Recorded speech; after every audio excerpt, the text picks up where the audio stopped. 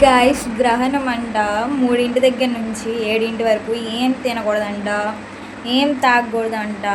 ఆవిడేమో ఒక 30 మినిట్స్కి వెళ్ళి టీ పెట్టుకుంటే నువ్వు టీ తాగొచ్చా, నేను వాటర్ తాగకూడదు అంటే సరే సరే తాగు నువ్వు వాటర్ అని చెప్పింది. ఇల్లంతా గడ్డి వేసింది, మంచాలన్నీ అంటుకోకూడదంట, పడుకోకూడదంట. బాబు ఏం గ్రహణం రా బాబు. మీ ఇంట్లో కూడా ఇలానే ఉందా? మా ఇంట్లో పరిస్థితి చూపిస్తా చూడండి.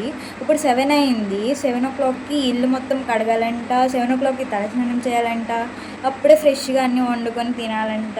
గ్రహణం విడిపోయిందంట, వెళ్ళి చందమామని చూడాలంట. నాకేమో ఫుల్ ఆకలేస్తుంది. మనం కాలేజ్ నుంచి వచ్చాక పొట్లో ఏదో ఒకటి పడాలి కదా స్నాక్స్. ఏం పడలేదు, ఎప్పుడో 1కి తిన్నా, ఇప్పుడు 7 o'clock అవుతుంది. మళ్ళీ ఇప్పుడు స్నానం చేసి తినాలి, అది కూడా ఇల్లు కడిగి స్నానం చేసి తినాలి. గడ్డితో నిండిపోయింది. గడ్డి గడ్డి గడ్డి కాదు గరిక. మా మమ్మీకి తెలిస్తే ఏసేస్తుంది.